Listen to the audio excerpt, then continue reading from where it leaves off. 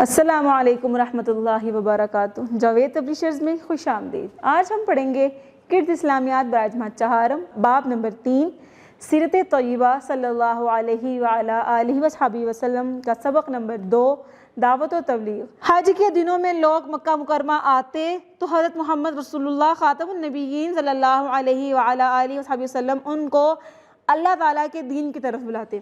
اب لوگوں کو یہاں پر تو جمع کر لیا آواز دے کے، اب اس کے بعد اب ان کو پتہ چل گیا کہ اب ہمیں جب یہ جمع کرنے کو تو یہ بات کریں گے۔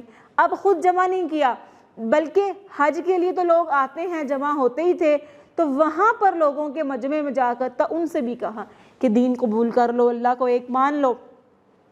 آپ صلی اللہ علیہ وعلیٰ آلہ وصحبہ وسلم عرب میں لگنے والے میلوں اور منڈیوں میں جاتے اور مختلف قبائل کے لوگوں کو دین اسلام کی دعوت دیتے۔ آپ صلی اللہ علیہ وعلیٰ آلہ وصحبہ وسلم شرک اور بت پرستی کی برائیاں بیان کرتے تھے، اس لیے کافر اور مشرک آپ صلی اللہ علیہ وعلیٰ آلہ وصحبہ وسلم کے خلاف ہو گئے۔ انہوں نے آپ صلی اللہ علیہ وعلیٰ آلہ وصحبہ وسلم کی ہمت اور حوصلے کو پست کرنے کے لیے ایڑی چوٹی کا زور لگایا۔ نبی کریم صلی اللہ علیہ وعلیٰ آلہ وصحبہ وسلم نے ثابت قدمی کا بہترین مظاہرہ کیا۔ کفار مکہ آپ صلی اللہ علیہ وعلیٰ آلہ وصحبہ وسلم کی دعوت کو ناکام بنانے کے لیے سب کچھ کر رہے تھے، لیکن آپ صلی اللہ علیہ وعلیٰ آلہ وصحبہ وسلم نے ان تمام مخالفتوں کے باوجود ذرا بھی ہمت نہ ہاری، تو کفار مکہ نے ایک اور حربہ استعمال کی، یعنی ایک اور طریقہ کام کرنے لگے۔ انہوں نے آپ صلی اللہ علیہ وعلیٰ آلہ وصحبہ وسلم کو مال و دولت اور بادشاہی کی پیشکش کی، لیکن کفار مکہ کا یہ حربہ بھی بڑی بری طرح ناکام ہوا۔ انہوں نے یہ کہا کہ اگر آپ ہماری بات نہیں مان رہے، یعنی کہ دین اسلام کی دعوت دینے سے نہیں پیچھے ہٹ رہے، تو آپ ایسا کریں، آپ اس پورے ملک کی بادشاہت ہم سے لے لیں، یعنی جتنے بھی سردار ہیں ان سب سے آپ بادشاہت لے لیں، آپ بادشاہ بن جائیں، لیکن جو یہ آپ کام کر رہے ہیں یہ کرنا چھوڑ دیں۔ آپ نے فرمایا نہیں، میں ایسا نہیں کروں گا۔ پھر انہوں نے یہ کہا کہ جتنے مرضی آپ نے پیسے لینے ہیں ہم سے، مال دولت سونا چاندی محلات، جو آپ نے ہم سے لینا ہے آپ ہم سے لے لیں، لیکن یہ کام کرنا چھوڑ دیں۔ آپ صلی اللہ علیہ وسلم نے بڑی پیشکش کے بعد بھی یہ کام کرنا نہیں چھوڑا۔ تو پھر کیا کیا؟ نبی کریم صلی اللہ علیہ وآلہ آلہ وصحبہ وسلم ثابت قدمی سے اپنی جگہ پر مضبوطی سے ڈٹے رہے، اور آپ صلی اللہ علیہ وآلہ آلہ وصحبہ وسلم نے دعوت اسلام کا سلسلہ جاری اور ساری رکھا۔ صحابہ کرام رضی اللہ تعالیٰ عنہ کو بھی دین اسلام کی دعوت قبول کرنے کی وجہ سے بہت سی تکالیف کا سامنا کرنا پڑا۔ جب آپ صلی اللہ علیہ وسلم کو اتنی تکالیف کا سامنا کرنا پڑا، تو جو آپ صلی اللہ علیہ وسلم کی بات مان لیتے تھے ان کو بھی مشکلات کا سامنا کرنا پڑا، یعنی صحابہ کرام کو۔ اللہ تعالیٰ کے ان محبوب بندوں نے دین اسلام کی راہ میں مالی قربانی کے ساتھ ساتھ بے شمار جسمانی روحانی مشقتیں بھی برداشت کی۔ جسمانی یعنی تکلیفیں لوگ ان کو تکلیفیں دیتے تھے، اور روحانی کیسے؟ ان کو عبادت کرنے نہیں دیتے تھے، ان کی عبادت میں رکاوٹ ڈالتے تھے۔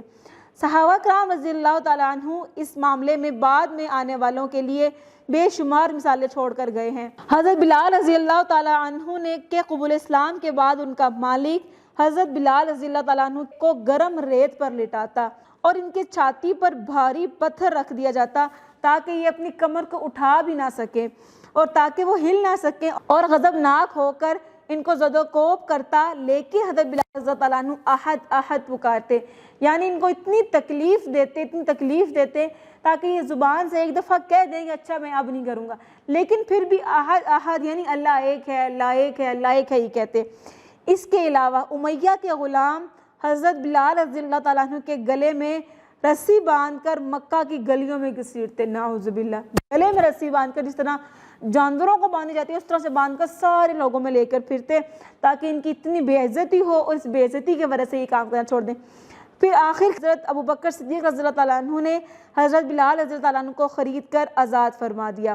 جب کفار نے دیکھا کہ ان کی ہر طرح کی مخالفت کے باوجود اسلام کی دعوت پھیل رہی ہے، تو سب نے مل کر حضرت ابو طالب کے پاس گئے اور کہا، چونکہ حضرت ابو طالب آپ صلی اللہ علیہ وسلم کی پرورش کر رہے تھے اور آپ صلی اللہ علیہ وسلم ان کے پاس رہ رہے تھے اور ان کی بہت عزت کرتے تھے، اس لیے یعنی ان کے باپ کے طور پر پال رہے تھے، ان کے پاس گئے اور ان سے جا کے کیا کہا، آپ اپنے بھتیجے کو دین اسلام کی دعوت سے روکیں، یا آپ ان کے اور ہمارے درمیان سے ہٹ جائیں۔ آپ ان کو کیونکہ لوگ حضرت ابو طالب کی عزت کرتے تھے، ان سے کہا کہ آپ ان کو روکیں یا آپ درمیان سے ہٹ جائیں تاکہ آپ کے اوپر کوئی نام نہ ہم بلا کسی خوف کے ان کو نقصان پہنچا سکیں۔ حضرت ابو طالب نے حضرت محمد صلی اللہ علیہ وسلم کے سامنے قریش کا مطالبہ رکھا، یعنی ان کو جا کر بتایا، تو آپ صلی اللہ علیہ وسلم نے فرمایا اللہ کی قسم اگر وہ میرے دائیں ہاتھ پر سورج اور بائیں ہاتھ پر چاند رکھ دیں تب بھی میں اس کام کو نہیں چھوڑوں گا۔ اتنے ڈٹے رہے۔ حضرت ابو طالب نے یہ سن کر فرمایا بھتیجے آپ صلی اللہ علیہ وسلم جو چاہیں کریں، میں آپ کا ساتھ کبھی نہیں چھوڑوں گا، یعنی انہوں نے ان کی مخالفت کی اور آپ صلی اللہ علیہ وسلم کا ساتھ دینے کے لیے پھر تیار ہو گئے، اور حضرت ابو طالب نے اپنی آخری سانس تک اس وعدے کو بھی نبھایا۔